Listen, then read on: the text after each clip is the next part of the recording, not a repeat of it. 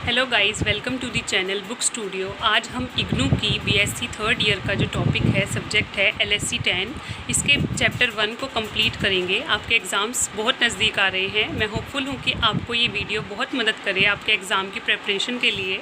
और इसका जो फर्स्ट चैप्टर है, मैं बिल्कुल एग्ज़ाम पॉइंट ऑफ व्यू से आपको समझाऊँगी। आइए लेसन को स्टार्ट करते हैं।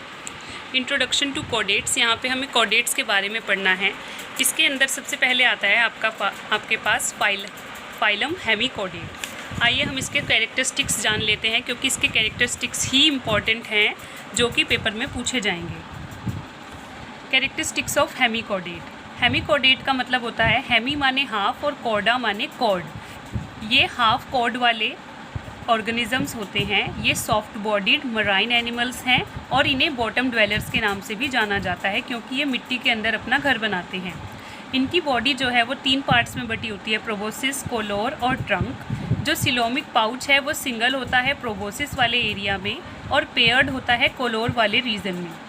जो रेस्पिरेशन है हेमिकोडेट्स में वो गिल्स के थ्रू होती है, और जो एक्सक्रीशन है वो सिंगल ग्लोमर्यूलस के थ्रू होती है, जो कि कनेक्टेड है ब्लड वेजल्स से। इसमें फाइलम हेमिकोडेटा में 2 क्लासेस होती हैं, जिसका नाम है पहले का क्लास एंट्रोपन्यूस्टा एंड दूसरा है क्लास टेरोब्रांचिया।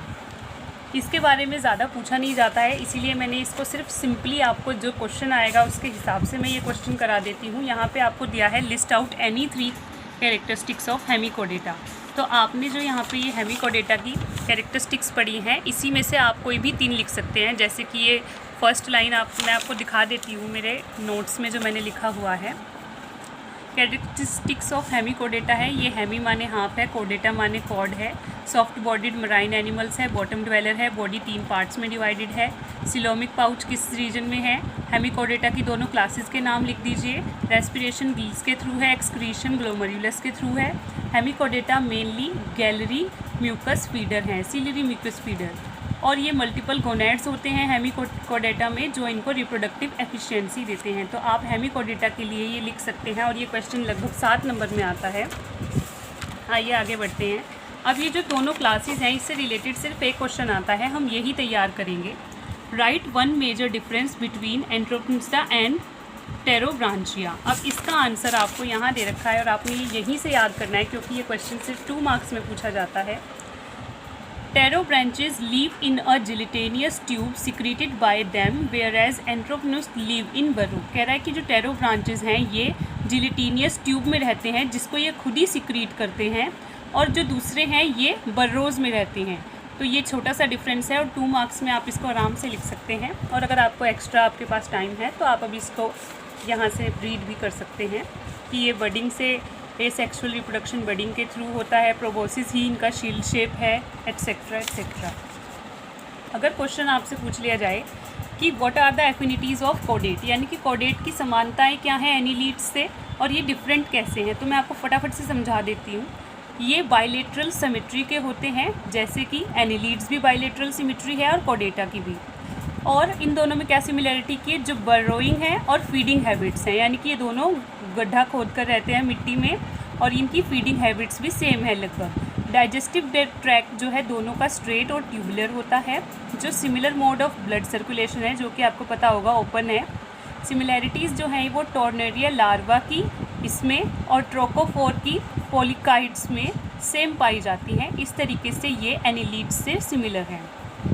अब इनमें थोड़ी सी चीज़ें हैं जो डिफरेंट भी है, जैसे कि एनिलीड्स में सिर्फ गिल स्लिट्स नहीं पाए जाते, जबकि कोडेट्स में गिल स्लिट्स पाए जाते हैं। एक्सक्रीशन एनिलीड्स में नेफ्रीडिया के थ्रू होता है, जबकि इनमें ग्लोमर्यूली के थ्रू होता है। सिलोम जो है वो सीजोसीलस टाइप का होता है एनिलीड्स में, और हेमिकोडेट्स में ये एंट्रोसीलस टाइप का होता है। तो ये क्वेश्चन आप ज़रूर प्रिपेयर कर लें, बहुत जल्दी हो जाएगा। SAQ2 ये आपको अपनी बुक से करना है। जब आपको मैंने जो नोट्स पढ़ाए हैं उसमें से ही आप आसानी से इनके आंसर दे सकते हैं। हम आगे चलते हैं। यहाँ पे फाइलम कोडेटा के जनरल कैरेक्टरिस्टिक्स बताए हैं, जो आपने पीछे लर्न करें, आप उनमें ही कुछ ऐड करके इसको और बड़ा कर सकते हैं, अगर ये 7 to 10 मार्क्स का आ जाए। वैसे तो ये 8 मार्क्स से ज़्यादा नहीं आता है। कह रहा है how कोडेट्स differ from invertebrate. Invertebrate क्या होते हैं? जिनके अंदर वर्टिब्रल कॉलम नहीं होता, यानी कि बैकबोन नहीं होती। अब हम इन दोनों के बीच में डिफरेंस देख लेते हैं। Difference between chordates and invertebrates. Nerve cord when present is ventral in higher invertebrates and dorsal in chordates.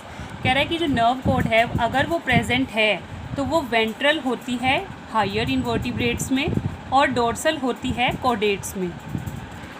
और जो इसका सेकंड पार्ट है कह रहा है हार्ट जो है वो डोर्सल होता है इन्वर्टिब्रेट में और वेंट्रल होता है कॉर्डेट्स में। तो आप इसको लर्न कैसे करोगे कि नर्व कॉर्ड इसमें वेंट्रल है और हार्ट डोर्सल है किसमें, इन्वर्टिब्रेट में, और डोर्सल है कॉर्डेट में नर्व कॉर्ड और वेंट्रल है हार्ट कॉर्डेट्स में, यानी कि ये वाइस वर्सा है। टॉपिक बहुत ईजी है याद करना।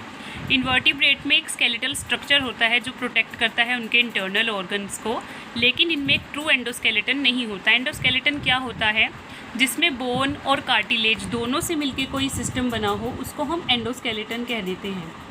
तो आपने यहाँ से यहाँ तक का पॉइंट लिखना है। इसके बाद जो ओसिकल्स टर्म है, ये जो टर्म ओसिकल है ये आपको यहाँ लिखने की ज़रूरत नहीं है, पर मैंने ये अंडरलाइन इसलिए करी है क्योंकि ये जो वर्ड है, ये जो टर्म है, ये आपको आगे बहुत सारे चैप्टर्स में ढूंढने को मिलेगा। इसीलिए मैं यहाँ पे बता देती हूँ कि जो इकाइनोडर्म्स हैं उनमें बीनीथ द एपिडर्मिस, उनकी जो एपिडर्मिस है उसके नीचे एक एंडोस्केलेटन होता है जो कि कैलकेरियस प्लेट्स का बना होता है, इसी को ओसिकल्स कहते हैं।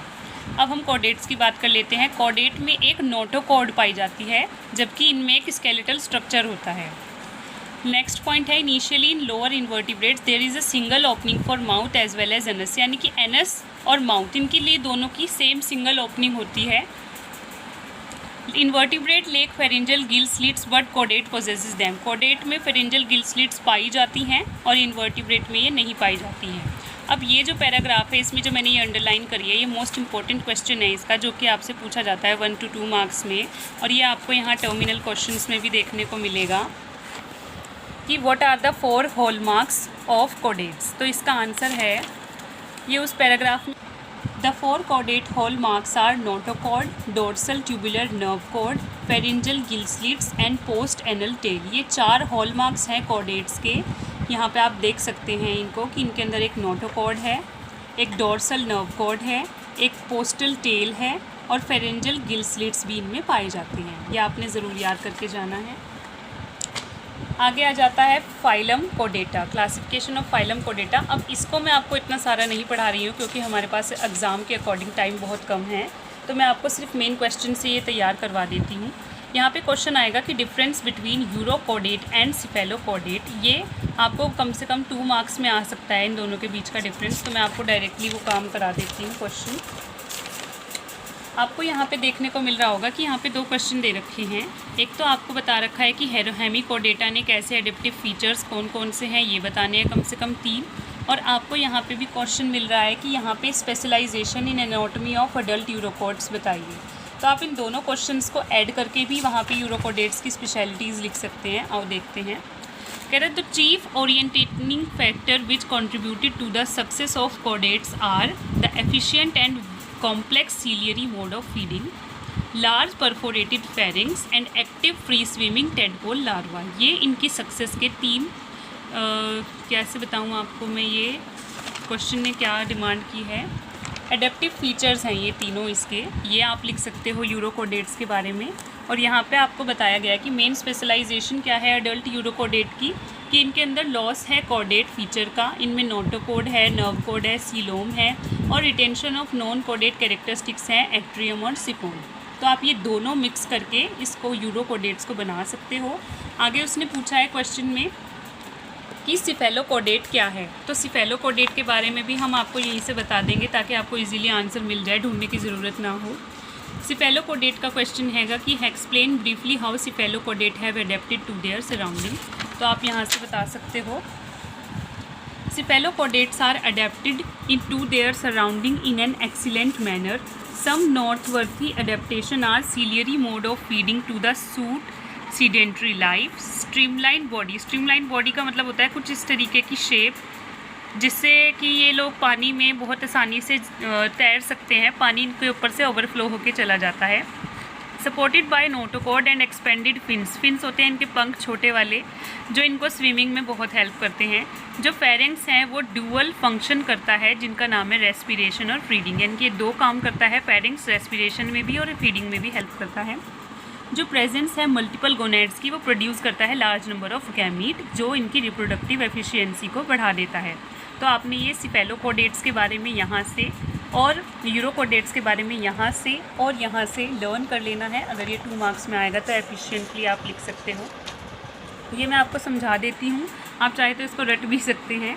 प्रोटोकोडेटा यूरोकोडेटा का है। आप यहाँ पे देख सकते हैं कि यहाँ पे हमारे पास ग्रुप है प्रोटोकोडेटा और इसका सब फाइलम है यूरोकोडेटा। वर्टिब्रेटा कौन होते हैं? जिनमें बैकबोन होती है। अग्नाथा क्या होते हैं? ये फिशेज़ होती हैं, जिसका आएगा मैक्सिनी। यहाँ पे आप देख सकते हो क्लास 1 में मैक्सिनी हैग फिशेज़ का एग्जाम्पल है। ऑस्काइटिस ये किस में होते हैं? बोनी फिशेज़ में पाए जाते हैं। मॉइस्ट स्किन किसकी होती है? एम्फीबियंस की होती है। और एंडोथर्मिक कौन होते हैं? मैमल्स, जो अपने अंदर हीट को रिटेन करके रखते हैं। आप यूरोकोडेटा में एक बात और लिख सकते हैं कि ये 3 क्लासेस में डिवाइड है, स्कीडिसिया, लार्वेसिया और थैलेसिया।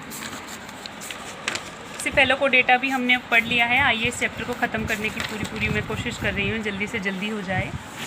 यहाँ पे ये क्वेश्चन दे रखे हैं, ये आप ज़रूर कर लेना, क्योंकि जब एग्ज़ाम में 1-2 मार्क्स के क्वेश्चन आते हैं तो हम फंस जाते हैं। तो आप इन्हें ईजिली पढ़ोगे। वैसे भी आपने जो भी नोट्स तैयार करे हैं ये सारे उसी में से बने हुए क्वेश्चन हैं, तो इसके आंसर्स आपको पीछे भी लिखे हुए मिल जाएंगे, आप वहाँ से कर सकते हैं इसको सॉल्व।